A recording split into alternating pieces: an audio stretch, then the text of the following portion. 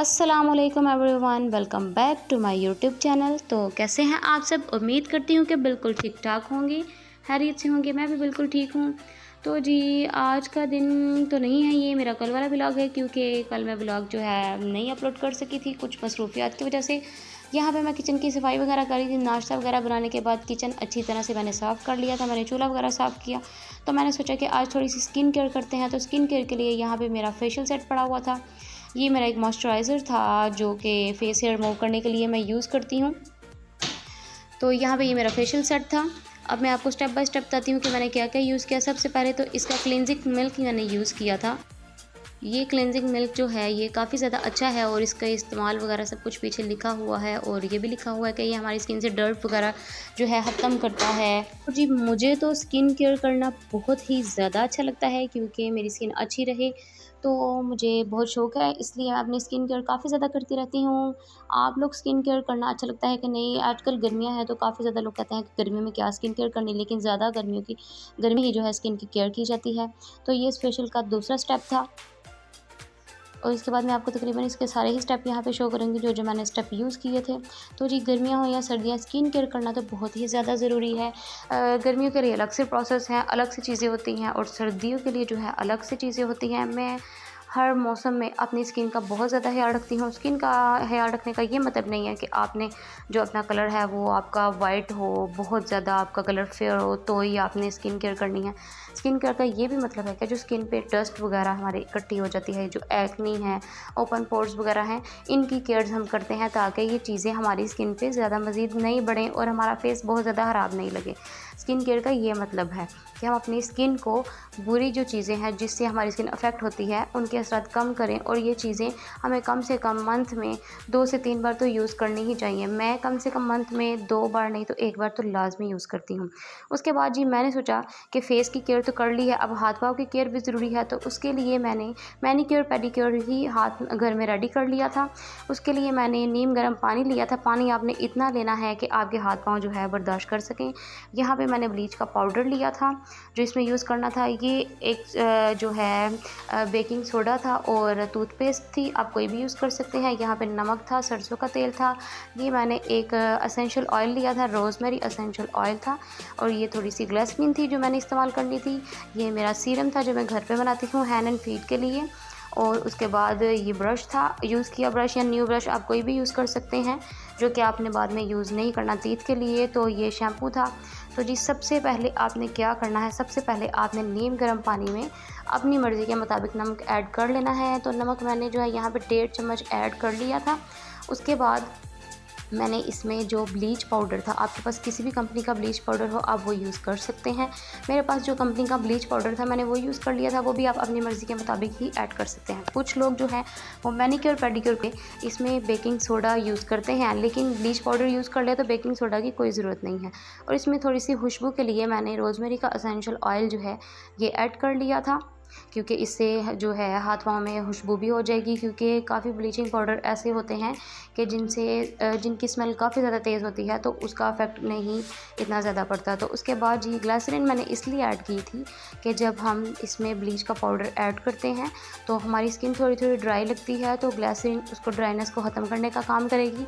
और थोड़ा सा मैंने ड्राइनेस को ख़त्म करने के लिए इसमें सरसों का तेल भी ऐड कर दिया था। और इसके बाद आपके पास कोई भी बॉडी वॉश हो या कोई भी शैम्पू हो आप यूज़ कर सकते हैं। बॉडी वॉश की इतनी ज़्यादा जो है मेरे वाले की झाग नहीं थी, तो फिर मैंने इसमें शैम्पू यूज़ कर लिया था, क्योंकि ज़्यादा सी झाग करके तो आपने इसमें अपने हैंड एंड फीट जो है कम से कम 10 से 15 मिनट के लिए डुबो के रखने हैं। और पानी इतना गर्म होना चाहिए कि आपकी स्किन जो है वो बर्दाश्त कर सके। बहुत ज़्यादा गर्म नहीं होना चाहिए, क्योंकि गर्मियाँ भी हैं और इतना ज़्यादा गर्म पानी बर्दाश्त नहीं कर सकती हमारी स्किन। तो यहाँ पे मैंने 10 से 15 मिनट के लिए अपने हाथ पाँव पानी में डुबो के रख दिए थे।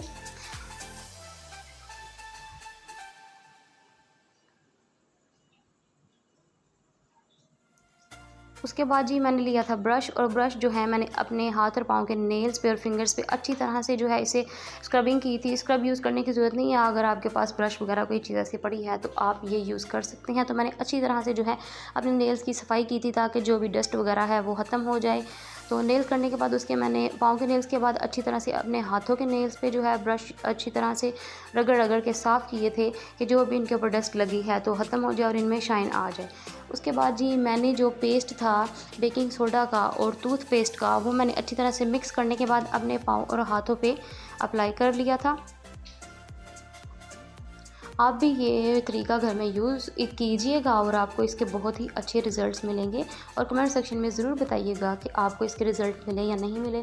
अब जी मैं हाथों पे अप्लाई कर रही थी और ये हाथों पे अप्लाई करने के बाद मैंने फिर से एक बार जो है ब्रश लिया और वो ब्रश से अच्छी तरह से जो मैंने अपने नेल्स वगैरह हैं वो अच्छी तरह से साफ़ किए और इसके काफ़ी ज़्यादा अच्छे इफेक्ट हैं। मैंने तो कल किया था तो मैं व्लॉग आज अपलोड कर रही हूँ, लेकिन आज भी मेरे हैंड एंड फीट जो है काफ़ी ज़्यादा साफ़ सुथरे लग रहे हैं।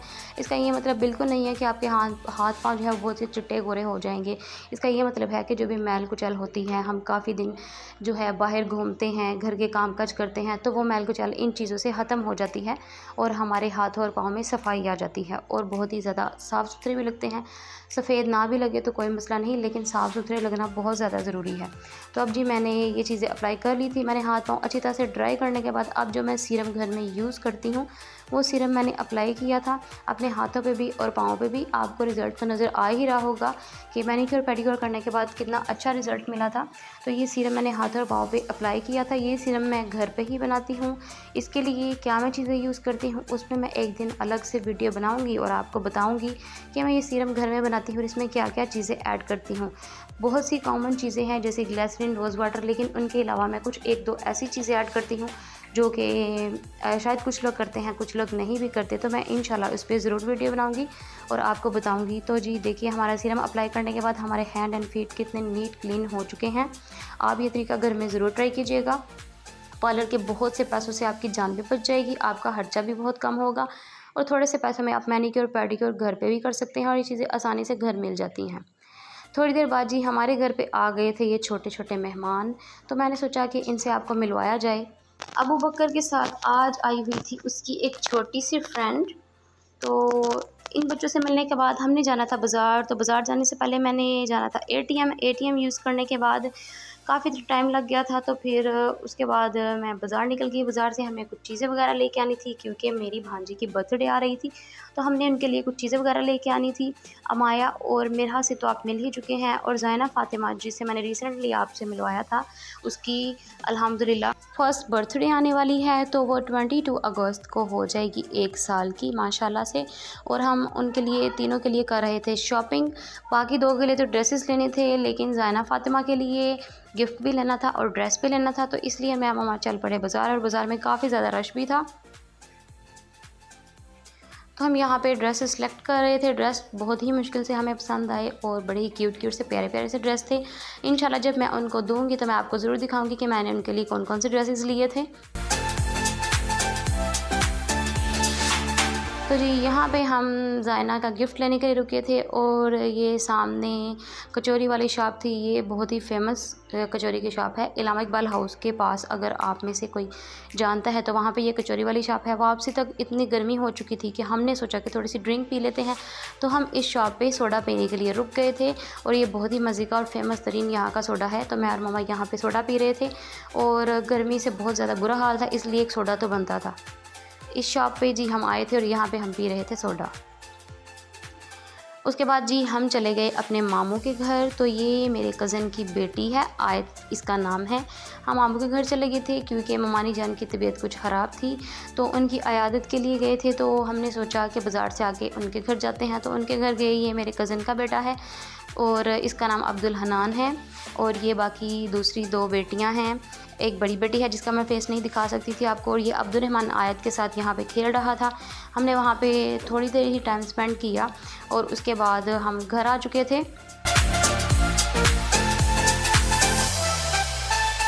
उम्मीद करती हूँ कि आपको मेरा ये व्लॉग पसंद आएगा। अगर वीडियो पसंद आए तो लाइक एंड शेयर ज़रूर किया करें और प्लीज़ मेरे चैनल को सब्सक्राइब किया करें।